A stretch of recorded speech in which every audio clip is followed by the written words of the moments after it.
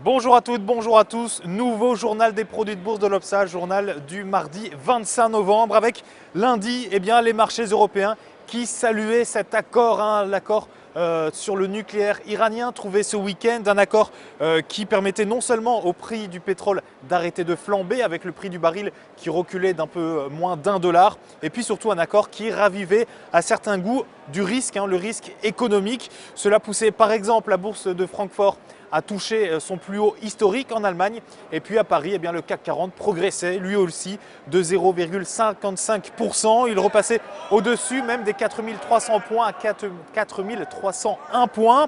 Peugeot et Renault, eux, boostaient le secteur de l'automobile avec des hausses de 5,01 et de 1,40%.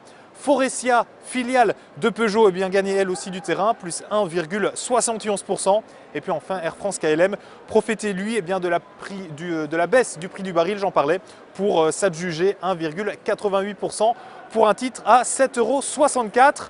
Ici, maintenant aux États-Unis, la tendance était tout aussi positive puisque pour la première fois depuis 13 ans, le Nasdaq fluctuait à nouveau au-delà des 4000 points du jamais vu, donc depuis l'an 2000.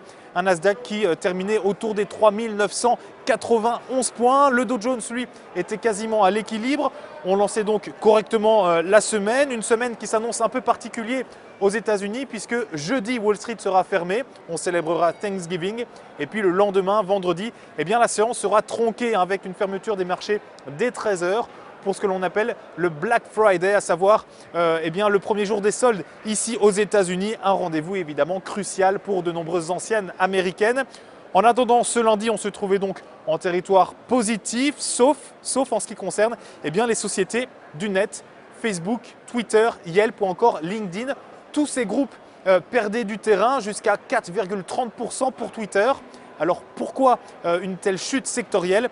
Tout simplement à cause de prises de bénéfices massives pour ces sociétés, des sociétés qui pour le moment réussissent très bien leur année 2013, des prises de bénéfices qui sont donc tout à fait logiques. Pour terminer, vous en avez l'habitude, c'est la valeur à suivre et ce mardi, il s'agit du distributeur Carrefour. Son titre, en dépassant les 27,75 €, vient de s'extraire d'une phase de transition engagée le 22 octobre dernier. De plus, les cours sont soutenus par la moyenne mobile simple à 50 jours. Du coup, Carrefour vise les 30 puis les 31 € en extension. Seule une clôture sous la moyenne mobile 50 jours, qui passe actuellement à 26,72 €, invaliderait ce scénario haussier. La stratégie qui vous est donc proposée pour jouer cette valeur, c'est l'achat du Warrant Call Carrefour à C027T d'Unicredit. Son prix d'exercice 28 €, sa date d'échéance le 7 mars 2014. Voilà, fin de ce journal des produits de bourse. Rendez-vous demain. D'ici là, passez une bonne journée.